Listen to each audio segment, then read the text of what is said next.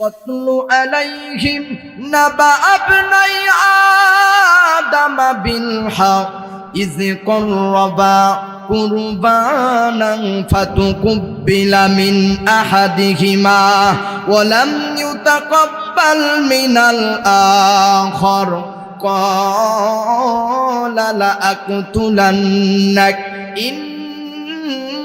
إنما يتقبل الله من المتقين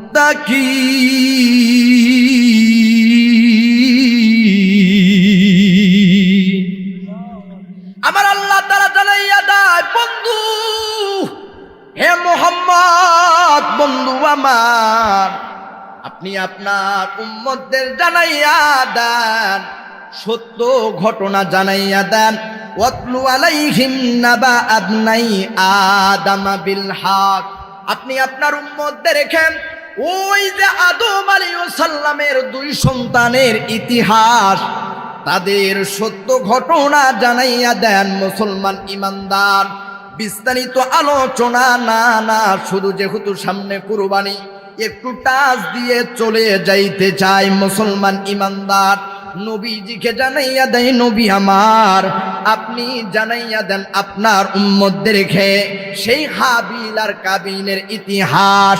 মুসলমান ইমানদার, জেনে নেই কুরবানি কোথায় থেকে আসলো। সর্বপ্রথম ওই সময় আদম আলাইহিস সালাম আর আমাদের আদিমাতা মা হাওয়া আলাইহিস সালাম যখন দুনিয়ার জমিনে চলে আসলো, ওই সময় যেহেতু বংশ বিস্তার করতে হবে, দুইজন মানুষ থেকে অনেক মানুষ করতে হবে। আহারে, পৃথিবীর মধ্যে মানব জাতিকে শ্রেষ্ঠ যেহেতু করেছেন আমার আল্লাহ তাআলা, এই জাতিটাকে কেমনে প্রচার করবেন? আহারে, এর জন্য তো অনেক জনের প্রয়োজন, হাজার হাজার শুধু নয়, কোটি কোটি মানুষের প্রয়োজন, যারা আমার মাওলা পাকের বিধান মানবে। আমার আল্লাহ তাআলা জানাইয়া দেয়, নবী আমার, হে আদম, তোমার তো দুইটা সন্তান। ওই সময় আদম আলাইহিস সালামের শরীয়তের নিয়ম ছিল ভাই বোনে বিয়ে জায়েজ ছিল। ওই শরীয়তে, আদম আলাইহিস সালামের শরীয়তে ভাই বোনের বিবাহ, ভাই বোনের নিকাহ জায়েজ ছিল। ওই সময় আদম আলাইহিস সালামের যেহেতু মা হাওয়া আলাইহিস সালাম ওই সময় যখন দুইটা সন্তান করে পৃথিবীর জমিনে দুইটা সন্তান করে জন্মগ্রহণ করাইতো, দুইটা সন্তান একসাথে এক জোড়া, একটা ছেলে আর একটা মেয়ে প্রসব করতো, একটা ছেলে আর একটা মেয়ে জমিনের মধ্যে আসতো।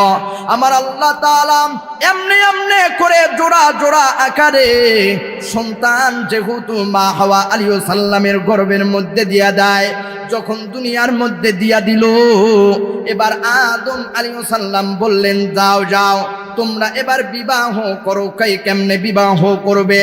কয় আদম আলাইহিস সালাম এবার আল্লাহ তাআলা সিস্টেম জানাইয়া দেয়, আদম রে, তোমার স্ত্রীর গর্ভ থেকে যে প্রথমবার জোড়া আকারে দুইজন সন্তান জন্মগ্রহণ করেছে, একজন ছেলে একজন মেয়ে, এই সন্তানগুলো পরের সন্তানের সাথে যেই মেয়েটা আছে ওই মেয়ের সাথে প্রথম নাম্বার গ্রুপে কাবিল জন্মগ্রহণ করেছে, ওই কাবিল দ্বিতীয় গ্রুপের মেয়ের সাথে বিবাহ হবে। আর হাবিল যেহেতু পরে জন্মগ্রহণ করেছে, হাবিল যেহেতু পরে জন্মগ্রহণ করেছে, সে এইরকম ভাবে সুন্দর করে সিরিয়াল করে দিয়া দেয়।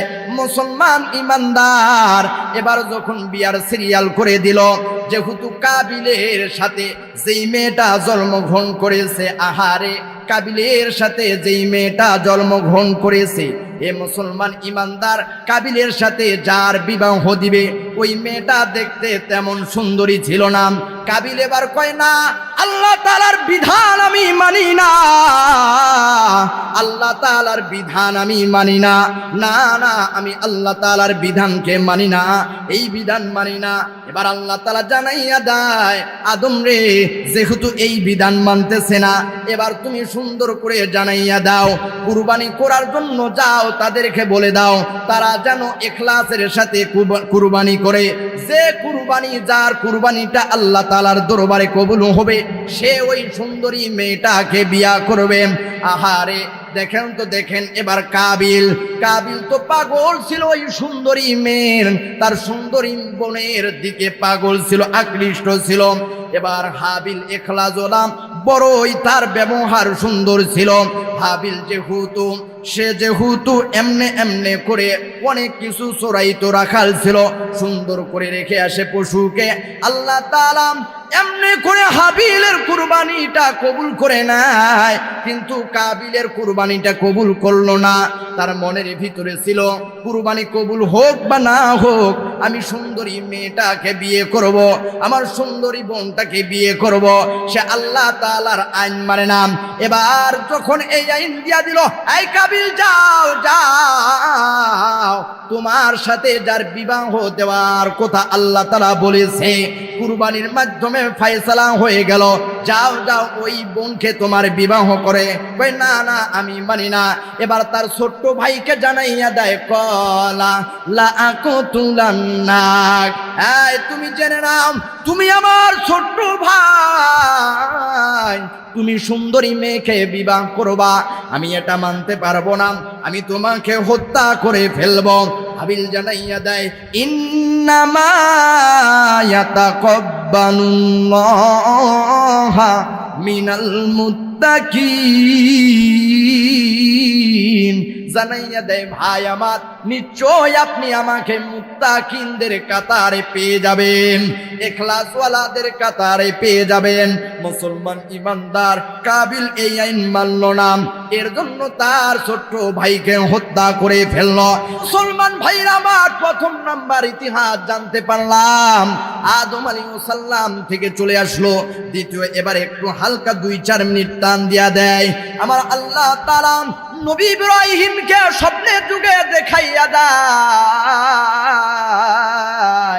বন্ধুরে তোমার প্রিয় বস্তুকে কুরবানি করতে হবে।